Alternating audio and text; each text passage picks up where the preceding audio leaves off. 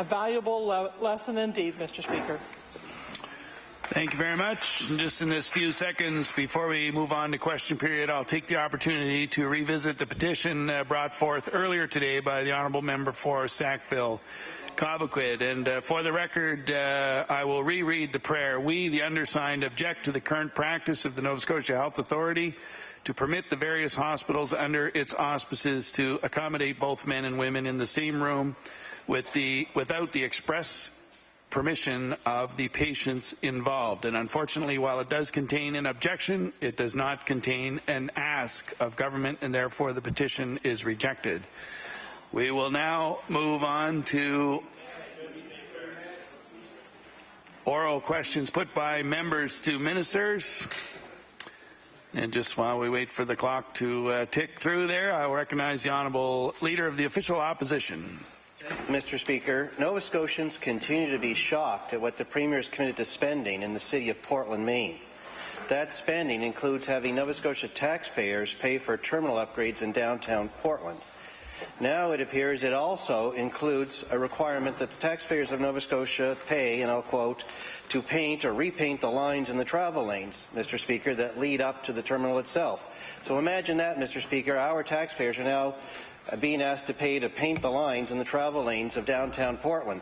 I'd like to ask the Premier, and I'll table that, by the way, why did the Premier agree to have Nova Scotia taxpayers pay to repaint the travel lanes in downtown Portland? The Honourable Premier. Mr. Speaker, I want to thank the Honourable Member for the question. Again, I want to thank the Minister of Transportation for the work he's been doing on behalf of all Nova Scotians to ensure, Mr. Speaker. Order, please. The Honourable Premier has the floor. Thank you, Mr. Speaker. To ensure that international link, that Nova Scotia's international link, Mr. Speaker, to our largest trading partner, to the large tourism opportunity that we have is connected. I want to thank those tourism operators who suffered through a number of years under the NDP. Mr. Speaker, there was no ferry service, continued to keep their businesses afloat. I want to thank them for the investments they made last year in their businesses because they knew that ferry was coming. I again want to thank them for the work they're doing to invest in their tourism operations again this year, Mr. Speaker, so that we can build on the positive year we had last year. The Honourable Leader of the Official Opposition. Well, Mr. Speaker, the government of the City of Portland clearly thought of everything when they were making this deal. They threw everything, including the kitchen sink and including painting the travel lanes in the downtown area of Portland, Maine, Mr. Speaker. This has become a very bad deal for the taxpayers of Nova Scotia. It's great for Portland. It's great for Bay Ferries since they get a guaranteed and secret profit, Mr. Speaker, but it is not great for the taxpayers of Nova Scotia. You know what, Mr. Speaker? It's an international link for the City of Portland, too. So I'll ask the Premier, what does Portland have to pay for this international link? The Honourable Premier. Again, Mr. Speaker, I want to thank the Honourable Member for the question. I can't tell you how excited we are to continue to welcome our American tourists who are going to continue to build on the great year we had last year, Mr. Speaker, not only in southwestern Nova Scotia, though I can tell you I've heard from a lot of tourism operators in southwestern Nova Scotia who are excited to see that link continue. I've heard throughout our province, Mr. Speaker, the excitement that tourism operators are seeing. We are seeing positive signs in the economy, Mr. Speaker. We're one of the few provinces of the country that's delivered a balanced budget. At the same time, youth employment is up, Mr. Speaker. At the same time, our population growth is up. Mr. Speaker, there are positive things happening in the province of Nova Scotia. It's unfortunate, Mr. Speaker, that the opposition continues to be so negative when Nova Scotians are so optimistic about the future. The Honourable Leader of the Official Opposition on his final supplementary. Mr. Speaker, we're optimistic still today that someday the Premier will actually answer some questions about this very bad ferry deal, Mr. Speaker. And all these conversations he's having and all these thanks that he provides, he should at least be able to tell people how much he's asking them to pay, how much to upgrade the terminal in downtown Portland, how much to paint those travel lane lines in downtown Portland. Well, so many roads and so many ferries and so many docks here in Nova Scotia go without, Mr. Speaker. It's a very basic question. So I'll ask the Premier, will he tell us today and table the information, if not today, before the end of the week, how much are we paying for that terminal, how much are we paying to paint the lines on the streets of downtown Portland? The Honourable Premier. Speaker, again, I want to thank the Honourable Member for the question. He raised an important part in his preamble about all the wharves across Nova Scotia. And I'm really excited, Mr. Speaker, to see the catches that are taking place across not only southwestern Nova Scotia, but indeed the entire province. I can't tell you how proud I was, how happy I am. the great work that the Minister of Fisheries is doing, Mr. Speaker, and working with our partners to open up trade opportunities. Think about this, Mr. Speaker. Last Christmas, you were paying $8 a pound for lobster on wharves in Nova Scotia. That's because of the great work of the fishermen across this province on the very wharves he's talking about, and it's why we're continuing to invest in rural communities. It's why we're continuing to see growth, Mr. Speaker, and it's why we're seeing Nova Scotians optimistic about the future instead of pessimistic the way the leader of the Conservative Party is. The Honourable Leader in the House for the New Democratic Party. Mr. Speaker, the international focus on the Panama Papers is helping to highlight the gross income inequality existing in countries around the world, including here at home. Mr. Speaker, in Nova Scotia, the average tax filer in the top 1% makes 10.5 times more than the bottom 90% of tax filers, and I will table that. So my question to the Premier is, what is his assessment of income inequality in Nova Scotia? The Honourable Premier. I want to thank the honourable member for the question. I want to congratulate the Minister of Community Services continuing to work, Mr. Speaker, continuing to work to make sure that vulnerable Nova Scotians are continuing to be represented at the Cabinet table. It's why we had the single largest increase in income assistance, Mr. Speaker, in the provincial history this year. Continue to work with them. I want to thank the Minister, Mr. Speaker, I want to thank the Minister of Education who's continuing to make sure that childcare is an important part of how we deliver service to Nova Scotians. Is why we're in this budget have announced an increase in wages for childcare or early educators, Mr. Speaker. Why we're looking to ensure that the subsidy associated with those seats reflects today's reality, so we leave more money in the pockets of Nova Scotians so that they continue to invest in services across this province, Mr. Speaker, from one end of this province to the other. And we're continuing to looking forward to make sure that those Nova Scotians that need government support will continue to receive it. The Honourable Leader in the House for the New Democratic Party. Well, here's another perspective, Mr. Speaker. For 2.5 years, this government has imposed outdated, austerity-driven policies that have made life more difficult for the bottom 90% of tax filers in Nova Scotia. This government has frozen social assistance rates for 2 years. This government has cut funding to community organizations and not-for-profits that help bridge the gap between the rich and poor. This government has lifted the cap on tuition rates, driving students deeper into debt. So I ask the Premier, why is his government pursuing policies that increase income inequality in Nova Scotia? The Honourable Premier. Mr. Speaker, I want to thank the honourable member for the question. I want to remind her, her leader and members are sitting around her. They were part of a government that cut $6 million out of childcare, Mr. Speaker. They had an opportunity to be in government.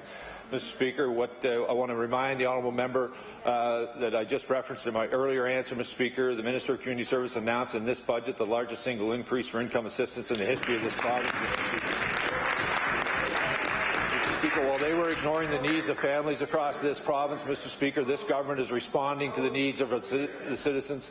Mr. Speaker, we're going to continue to work with our citizens across this province to ensure that we look after the most vulnerable citizens in the province.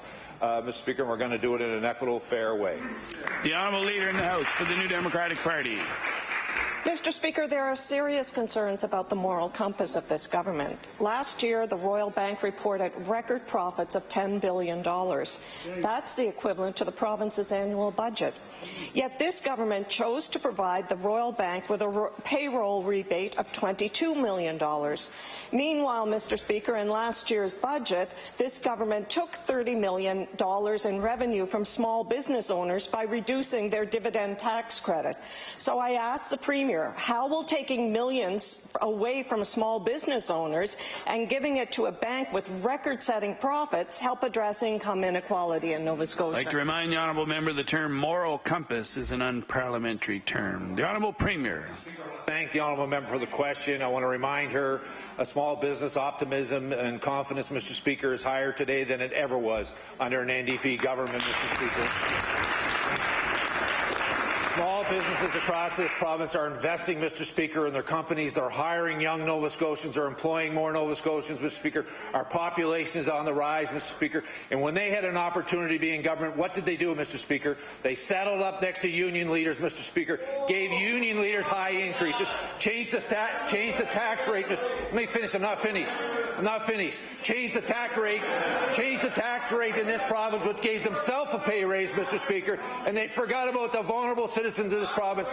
We're going to make sure every Nova Scotian is reflected in the decisions our government is making. Mr. Speaker, we will make decisions based on every Nova Scotian, not the select few.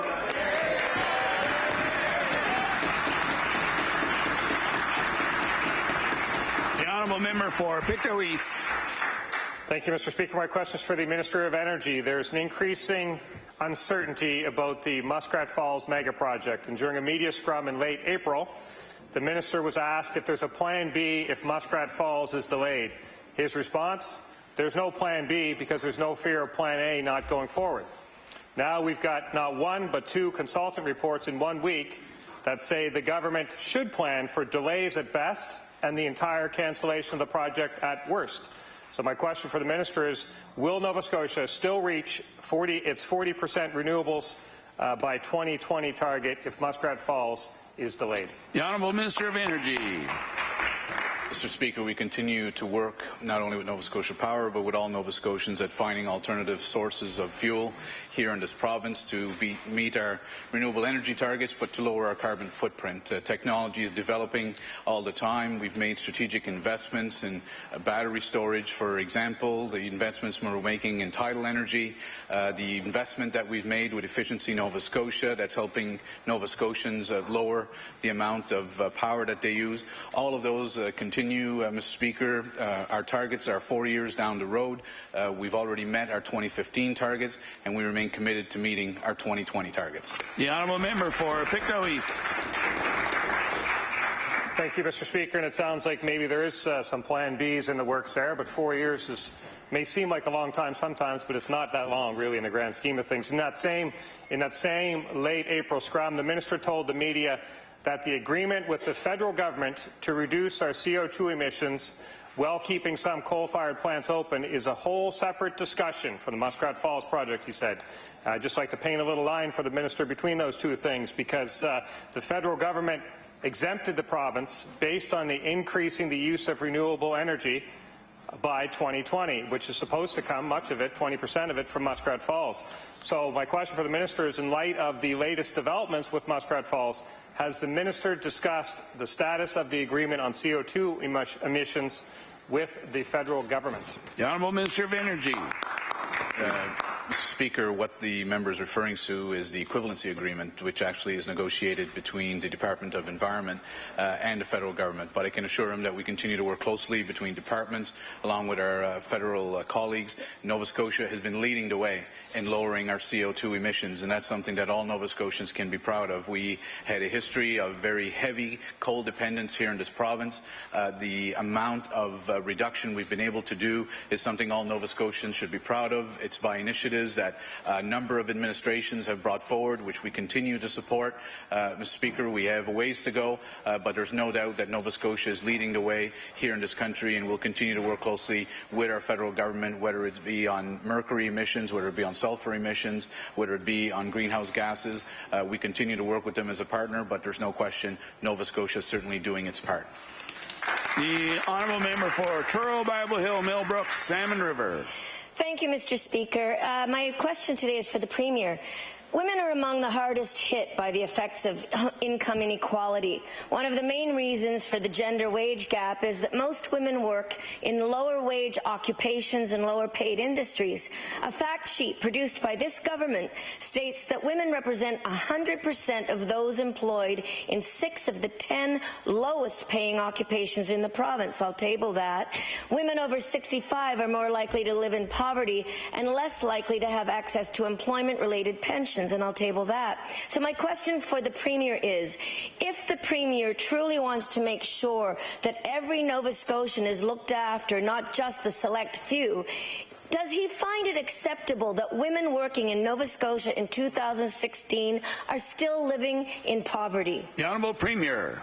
Speaker, I want to thank the honourable member for the question. I think it's no Nova Scotian wants to see any Nova Scotian, Mr. Speaker, living in poverty. We recognize the issues she brought to the floor of the House of Assembly, Mr. Speaker. It's why every decision that our government makes, Mr. Speaker, does so through a feminine lens, quite frankly. As a child raised by a single parent, Mr. Speaker, I know well what it's like to be in one of those households. I want to tell the honourable member, shortly after becoming government, I took to the national level the issue around maintenance and enforcement. In my view, it's unacceptable.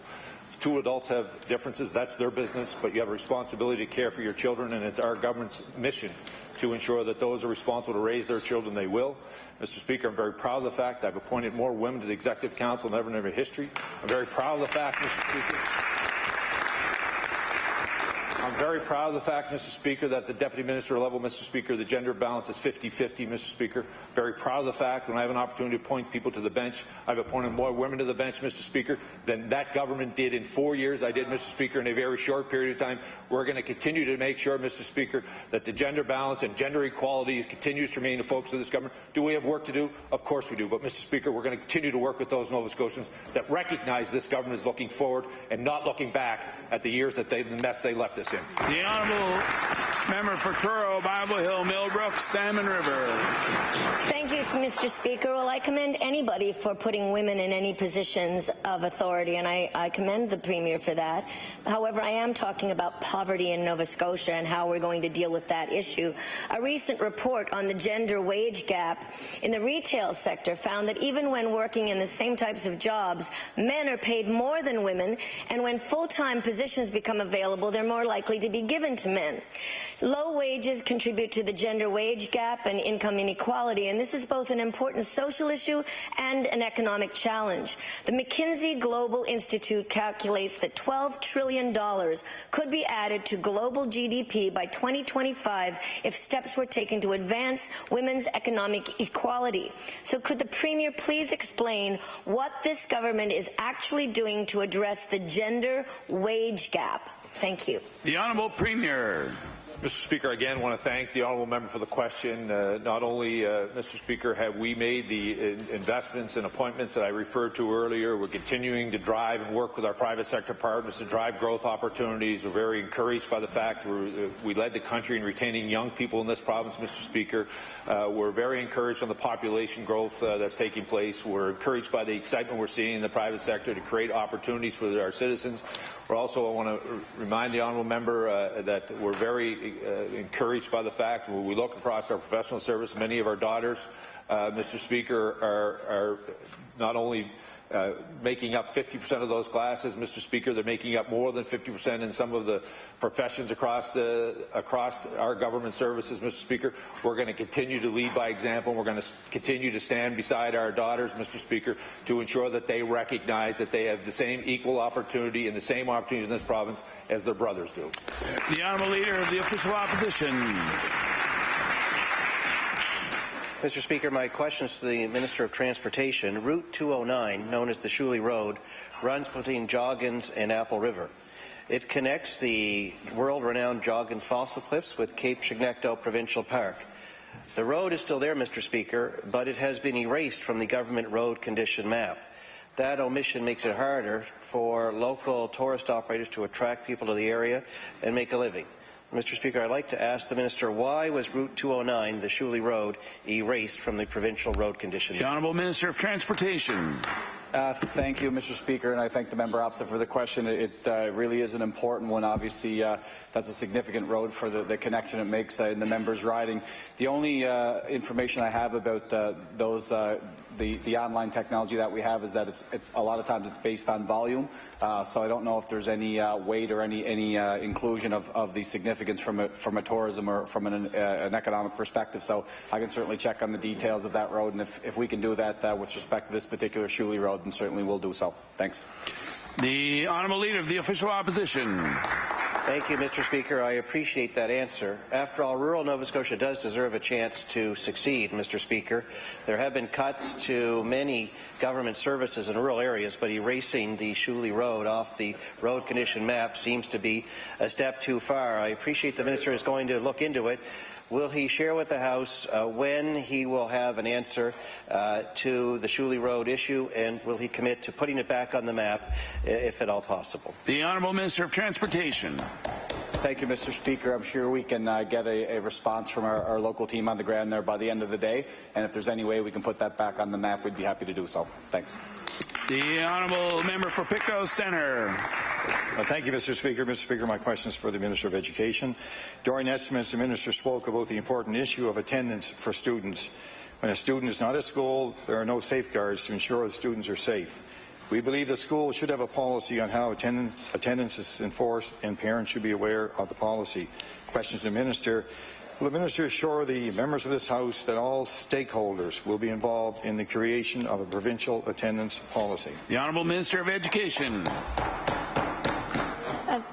Thank you, Mr. Speaker, and thank you to the member for the question. And it certainly was a topic for discussion during estimates. One of the things that we are doing with all of the provincial policies that we are developing is that we make sure that all stakeholders, parents, students, teachers, administrators, and the public are involved as we collect data to help us put together a policy that is appropriate, effective, and meaningful.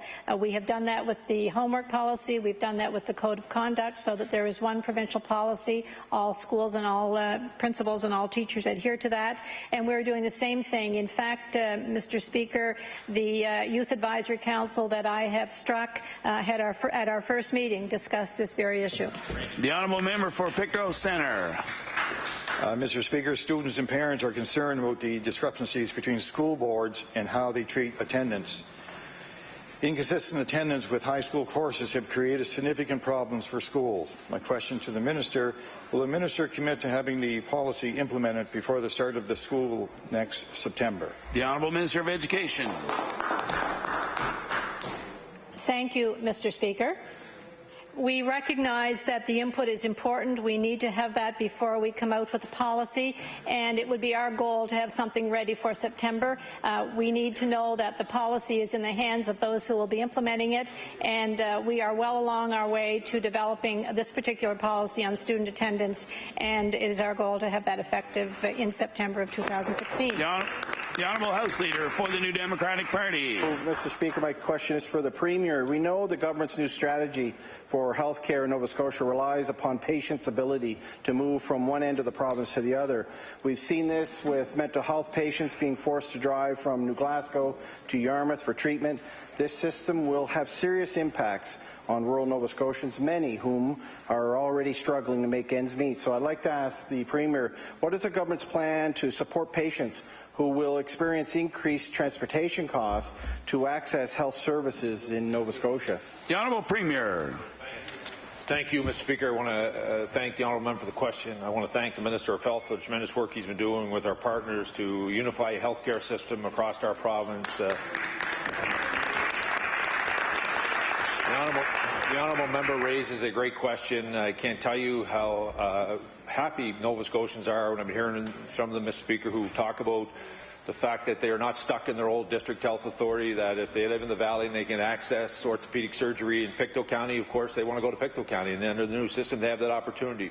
If you have that, Mr. Speaker, require, you can wait in your local community for longer, Mr. Speaker. They recognize that, and when some people go to access services otherwhere, it drops a wait list in their respective communities. We're seeing very positive signs, Mr. Speaker, encouraging signs from healthcare providers who are working very hard with government, with our support network, as well with patients, to ensure that we reduce wait times and deliver the same quality health care that Nova Scotians have come to expect in this province. The Honourable House Leader for the New Democratic Party. Thank you, Mr. Speaker, but I think the Premier is missing the point. There are people stuck in communities. Some people don't have a working vehicle. They may not have access to public transportation. The Premier and I were able to maybe travel to the next community. I understand that. But there are people in rural communities who are less fortunate, who are struggling, who do not have access to a vehicle. And that's a major challenge if they're dealing with health issues. So I'd like to ask the Premier, will the Premier commit to ensuring that those Nova Scotians who are vulnerable in our communities will have some kind of support from the government if they're forced to leave their community to seek health treatments and health services? The Honourable Premier. Mr. Speaker, no, I understood the question from the honourable member. I want to assure him I've lived in rural Nova Scotia all my life. I continue to live in rural Nova Scotia, and I will always live in rural Nova Scotia, Mr. Speaker. What I said, Mr. Speaker, under a single health care system across this province, if people can move to get service quicker in another community, it reduces the wait list in the community where someone may not be able to, Mr. Speaker, which means they have access. So we have a uniformed healthcare system across this province when it comes to accessing the services that Nova Scotians require, Mr. Speaker. Mr. Speaker, it's unfortunate, Mr. Speaker, that the New Democratic Party stands in this House and continues to shout across the floor. I wish they'd shown half as much energy when they actually had an opportunity to make decisions. Mr. Speaker, and the fact of the matter is, The fact of the matter is they chose, Mr. Speaker, to invest in administration and saddle up to the union leaders when we're investing in patient care. The honourable member for Dartmouth East. Thank you, Mr. Speaker. Last week, residents near the proposed Fall River Goffs Quarry received a letter from the Environment Minister, which I'll table, that says public consultation on the new application is now closed. Now, interestingly, that letter came just days before the completion of a troubling independent report, which I'll also table, using the proponent's own data by Dr. Favreau, a national blasting expert and professor at the Royal Military College, who's raised concerns about the project location and the safety of the project for, of all things, the Tufts Cove generating station. He says, quote, the types of blasts intended for the proposed quarry will without doubt create vibrations levels excessive as those shown in Table B, and this is an unacceptable situation for the safety of the natural gas pipeline which supplies all of Halifax. Why did the Minister of Environment decide to close public input on the application without public notice, and will she instruct her department to consider the report of Dr. Favreau? The Honourable Minister of the Environment. Thank you, Mr. Speaker. All quarries in this province have a form of environmental oversight, and this quarry is no exception. There was an application put forward. I know that the proponents were we're actually submitting information, and we've had a lot of documentation about them. But in the end, the decision will be made based on the terms and the decision will be made, and whether there's an approval or not will be based on what's best for the community, and make sure that not for the community, it'll be based on facts and not on letters from the community. Thank you. The honourable member for Dartmouth East. Yeah, Mr. Speaker, and I wasn't suggesting it should be based on letters from the community, but actually an independent report from one of Canada's top experts, who's saying that that the province's natural gas pipelines at risk based on the application before her. Mr. Speaker, two residents from the area are with us today, Stacey Rutherham and Emma Doucette, and as she would know, they're also involved in the court challenge. And I understand the minister can't speak to the court challenge, but what's interesting is right up to last week, these residents have received documents through FOIPOP, which her department has not disclosed in court as part of the disclosure process. The resident's lawyer raised this issue with the Justice Department, who told their lawyer that the Environment Department simply hasn't provided the records required by repeated court deadlines. Now, whether one supports the quarry or not, I hope the minister would be troubled by this. So why is the Environment Department not complying with the legal disclosures in the court process, as the Justice Department says they're not? And what will the minister do to ensure that the documents are properly disclosed? The Honourable Minister of the Environment. Thank you, Mr. Speaker. You know, as with the Goffs Quarry, we revoked certainly he knows that ministerial approval, or that approval was revoked formally. At this point, the application is still considered incomplete. Once it's complete, the department will have 60 days to review the application material and render a decision. So we'll be moving forward on that basis. Thank you. The honourable member for Pictou West. Thank you, Mr. Speaker. My question through you is to the Minister of Environment. Last November, a section of forest in the Long Lake Provincial Park mysteriously disappeared. In March, a spokesperson for the Minister of Environment said the department had identified a contractor who may have clear-cut part of the park. An investigation was to begin. Will the Minister update the House, please, about the status of the investigation? The Honourable Minister of the Environment. Thank you, Mr. Speaker. You know, my conservation officers with the Department of Environment have completed their investigation for Long Lake. All that material has been turned over to the Crown Attorney. As the House members are all aware, the Crown Attorney is a separate entity from government. They will decide when and how they proceed. Thank you. The honourable member for Pictou West. Thank you very much, Mr. Speaker, and I want to thank the Minister for her answers. I appreciate it's been turned over. I have received a number of calls just this past week from residents in that area. I'm wondering if the Minister can advise when those residents may have closure on finding out what actually happened there. Thank you. The Honourable Minister of the Environment.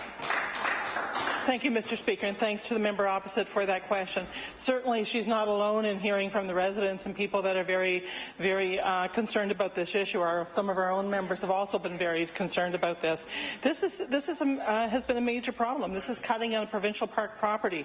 So I hope to have an answer for her very soon on this. Thank you. The honourable member for Sydney River Myra Lewisburg. Thank you very much, Mr. Speaker. Mr. Speaker, my question through you is to the Minister of Internal Services. There are 10,100 unemployed youth in Nova Scotia, according to Statistics Canada numbers released last week. We also found out in the last session that the majority of the government jobs posted for new grads were temporary, short-term jobs. With the highest tax province, youth are looking for permanent careers. So my question for the Minister is, will the Minister tell the House today how many of the positions that were announced last year are still filled? The Honourable Minister of the Public Service Commission. Thank you, Mr. Speaker.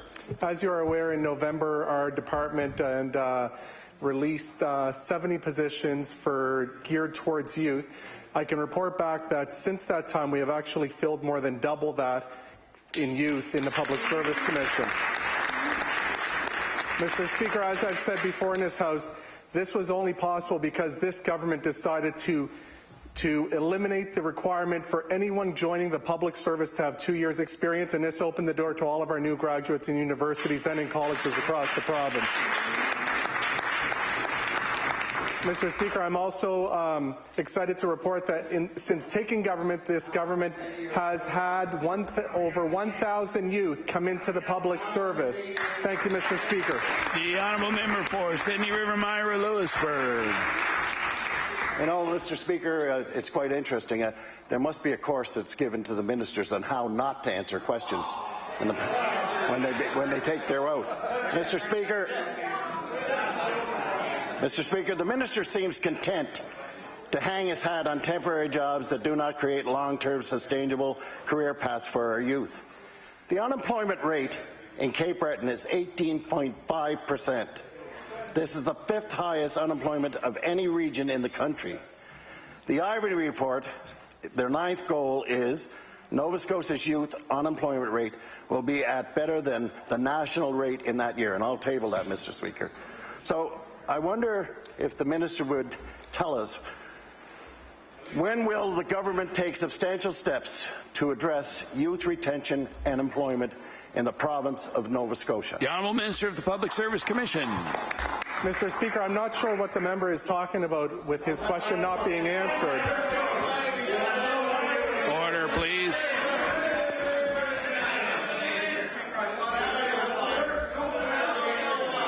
Order, please. Order, please. The Honourable Minister of the Public Service Commission. Looks like some members missed their... Order, please. Yeah. Looks like some members missed their yoga. The Honourable Member of the Minister of the Public Service Commission. Mr. Speaker, as I said earlier, there are 1,000 full-time positions to youth since this government has taken office. 1,000 full-time positions, Mr. Speaker.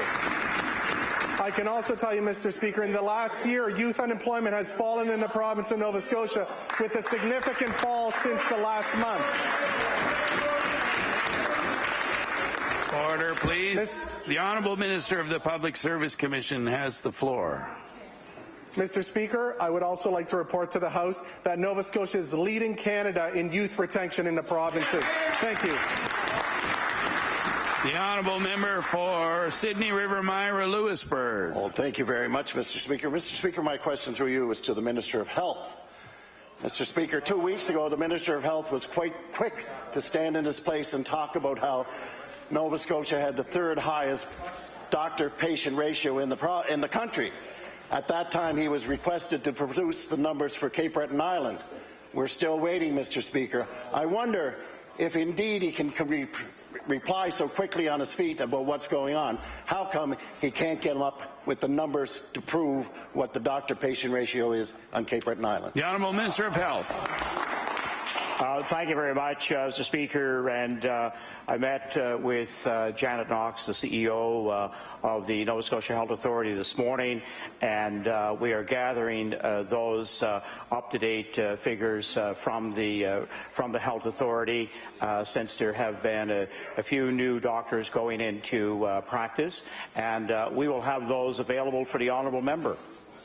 The honourable member for Sydney River Myra Lewisburg. Mr. Speaker, it is high time that the Minister of Health of this province tell the people of Cape Breton Island the truth. Tell them the truth. Tell them what's really going on. Mr. Speaker, on the weekend, we found out that there are 3 more specialists that are going to leave Cape Breton Island. The Minister told us in the House during question period that there were 7 new doctors going to Cape Breton, yet the Minister of Transportation announced that there were 10 new doctors coming to Cape Breton. What is the truth? The people of Cape Breton Island deserve the truth, Mr. Speaker. I'd like to remind the honourable member inferring that any member of the government is not telling the truth is unparliamentary. The Honourable Minister of Health. Mr. Speaker, I'll be glad to have that statement, but he actually tells the truth. Order, please. The Honourable Minister of Health. Thank you very much, Mr. Speaker. And what I can say to the honourable member is that recruiting is going well, and that's why the figures are changing. And by the end of the summer, the member will be able to see some of the new doctors that will be in practice in Cape Breton. In terms of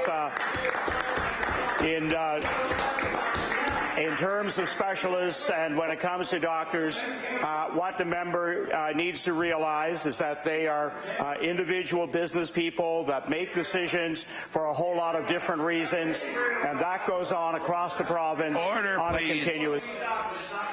The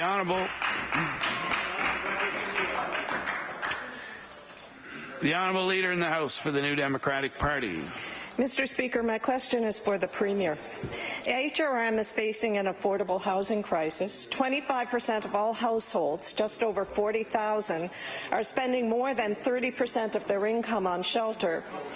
Even more concerning is that close to 20,000 households are spending 50% or more of their household income on housing costs, classifying them as in extreme housing need, and I will table that. Mr. Speaker, we have found out recently that this government has underspent on affordable housing by millions. Mr. Speaker, what does the Premier have to say to those living in HRM who are choosing between food and shelter? The Honourable Premier.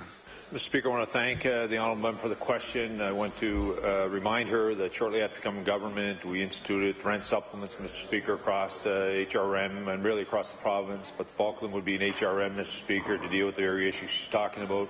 She, again, Mr. Speaker, is misrepresenting what was in the budget when she talks about housing being underspent. That money has been committed. What's happening is potentially contractors haven't finished the project, Mr. Speaker, or there's been a delay to having it completed for the fiscal year. So unfortunately, we can't do the trick that they did when they were in government, was prepaying things and all that other stuff. We have to do the appropriate thing, which is account for it in the year it is. So what we have to do is say that that money is still there, but it's committed, so it will be spent and is continuing to be spent as we stand here today, Mr. Speaker, and speak. In addition to the new money that's been added to our budget. The Honourable Leader in the House for the New Democratic Party. Mr. Speaker, the Premier on previous occasions in question period had spoken about rollovers, but for the average Nova Scotia looking in, that excuse simply doesn't cut it. In HRM, roughly 15,000 households have an income less than $17,000, with the vast majority spending more than 50% of their income on shelter, and I will table that. This is a deeply concerning problem that goes beyond affordable housing. And not to mention, we aren't even talking about the issues in rural Nova Scotia. Mr. Speaker, how can the Premier justify his inaction given the tens of thousands of households in the HRM who are in extreme housing need? The Honourable Premier. Mr. Speaker, again, I want to thank the honourable member for the question. I want to, again, tell her, as she would know, that any housing that government-owned housing is a percentage of income when people are living in it, the very issue she's referring to. The rent supplement issue that we talked about is the very fact to deal with the issue she's referring to, where we pay for a portion of the rent based on income, Mr. Speaker. That is across the province. It's predominantly here, though, where we'd be seeing that. We're continuing to work with our service providers across this province to deal with a myriad of housing options. But again, I want to correct the honourable member. She knows full well that continuing to repeat the fact that that money was not spent is not accurate. It's been committed to Nova Scotians across this province. I'm sure she's not I'm sure she's not suggesting that we should take that money from those Nova Scotians who've gone out and hired contractors who are prepared to do the renovations in their home, to upgrade their homes, to reduce the energy costs, to make sure it's more affordable for them to live in. I know that's not what she's referring to, Mr. Speaker, so I think it would be appropriate at some point that when she stands up that she would fully understand and tell this House that she knows what's happening and that she's standing with this government who made commitments to low-income Nova Scotians. The Honourable House Leader for the Official Opposition. Thank you very much, Mr. Speaker. My question is to the Minister of Transportation Infrastructure Renewal. As he knows, there's a road called the 203, which travels from Shelburne through East Kemptville over to Carleton. So it's basically ranges between Shelburne municipality and way over to Yarmouth municipality. It's in disrepair. There's some parts of it that have been fixed, but the part that goes across where the East Kemp mine is in atrocious shape. There has been talks of even returning that road to gravel. So I'm just wondering if the minister has an update on what's going on with the 203 through East Kempville. The Honourable Minister of Transportation. Tin mine? Yeah. Thank you, Mr. Speaker, and I thank the member for the question. I've heard about this road, the Tin Mine Road, as it's known in the region, from all sides of the House, and it's one of those challenging roads for sure. It's about 60 kilometres in total, and there certainly is some rough sections, but the challenge becomes there's about the average vehicle per day is about 50 vehicles per day. Some of the roughest sections, the department identified a number of years ago that they would turn some of the roughest sections into gravel, and when we took a consensus of the members that represented the respective areas, that certainly wasn't acceptable for the community. So what we've done in the meantime is to continue to monitor the volumes and look at the patching, the best patching that we could. Again, as I made the commitment to many members who had asked that we wouldn't proceed with the gravel unless it was supported by the community, and clearly it isn't. So we'll have to do our best to maintain the road bed and fix the paving as we can. Thanks.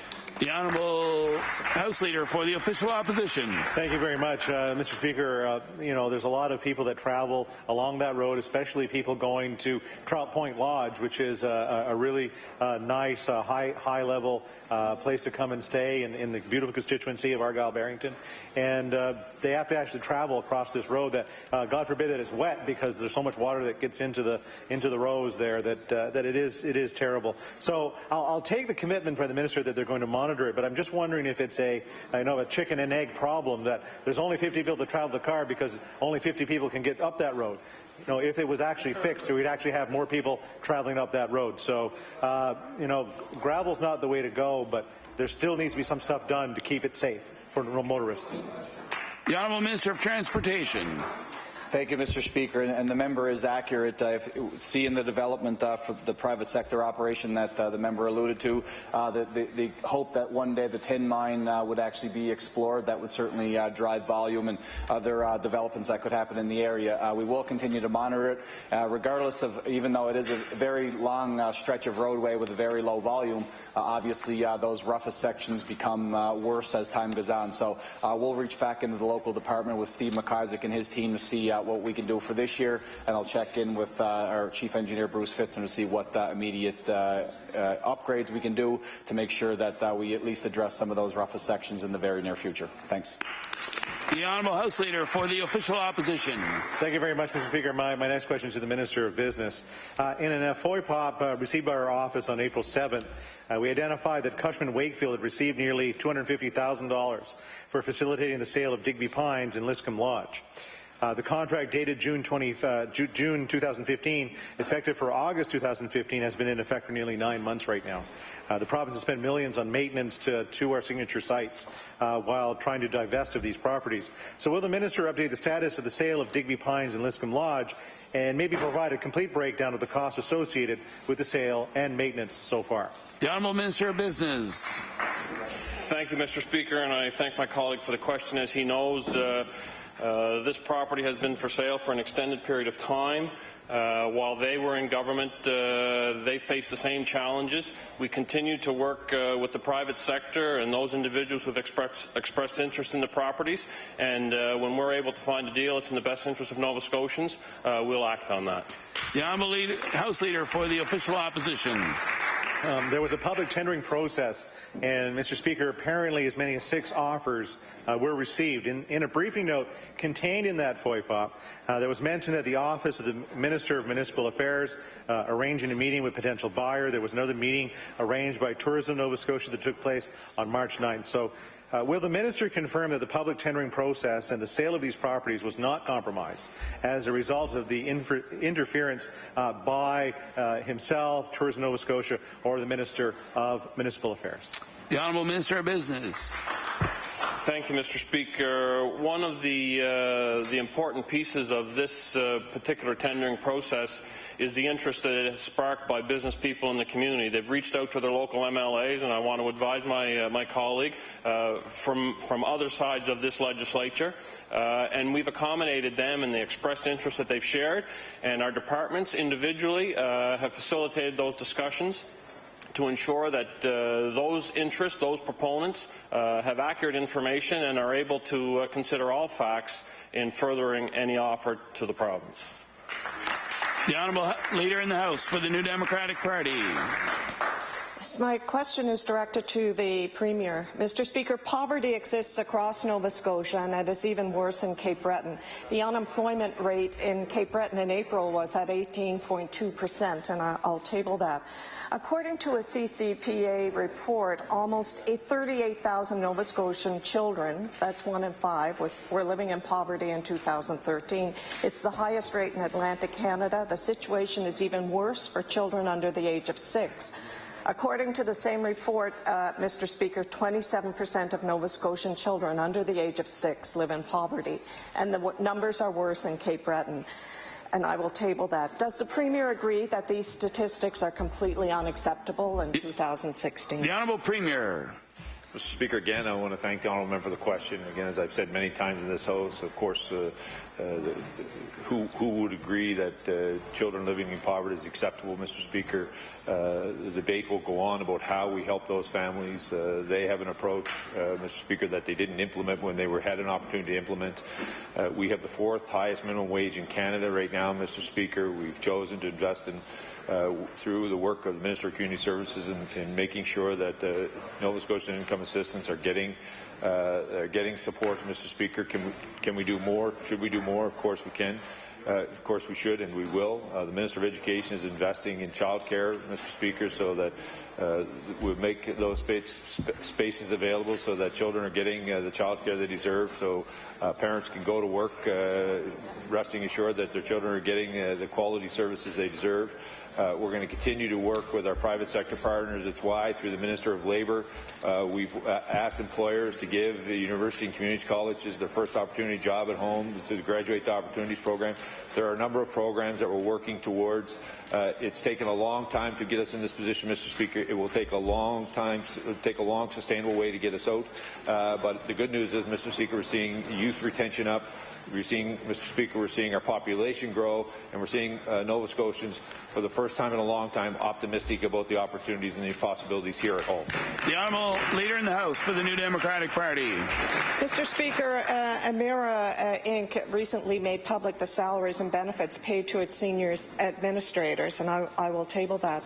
The documents show that in 2015, Emera's president and CEO made $4.3 million in salaries, stock options, and benefits. Mr. Speaker, the income disparity is staggering.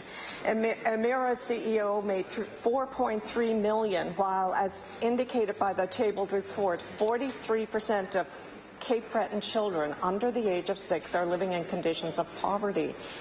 This does not have to carry on and be sustained. I'd ask the Premier to explain what is he doing to help Nova Scotia children who are living in poverty. The Honourable Premier. Mr. Speaker, again, I want to thank the honourable member for the question. I want to tell her what we've been doing, Mr. Speaker. We've reinstated the cuts to public education that her government did when they had an opportunity to be in government, Mr. Speaker. We know the single best thing we can do for children living in poverty, Mr. Speaker, is we support them through their adolescence, is to ensure that they have a quality education and career opportunities to achieve their full potential, Mr. Speaker. That's why we made that investment. For low-income families, we're working very hard to ensure that the subsidy towards childcare, Mr. Speaker, reflects the reality of today. It's what this budget did today, Mr. Speaker. Well, they cut $6 million out of childcare. Mr. Speaker, we're working with the Minister of Labour and Advanced Education to ensure that when young people leave community college or university, that we have an program called Careers to Opportunities, where we're working with employers to hire young Nova Scotians to give them their first job opportunity here at home. These are all positive signs, Mr. Speaker, that we're moving in the right direction. Can we do more? Will we do more? Absolutely, Mr. Speaker. We're going to continue to work with Nova Scotia to move this province forward in a sustainable, long-term way. The honourable member for Pictou West. Thank you, Mr. Speaker. My question through you is to the Minister of Municipal Affairs.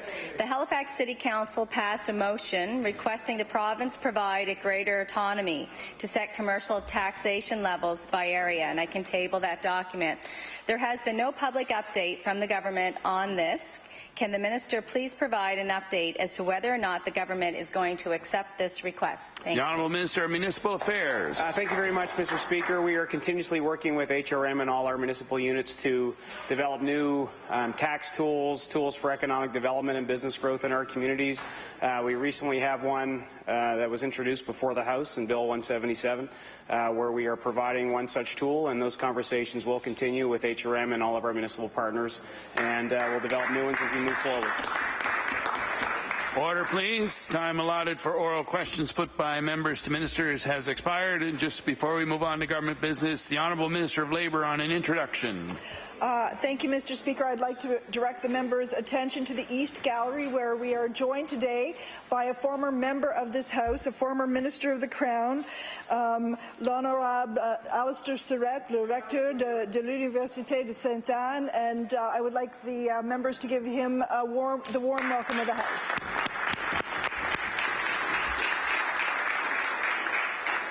We'll now move on to government business. The Honourable Government House Leader. Speaker, would you please call public bills for second reading? We'll now call public bills for second reading.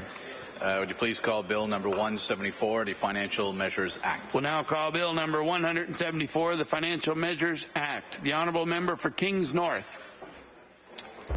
Thank you, Mr. Speaker. I guess I would like to confirm I have 19 minutes left. Is that correct?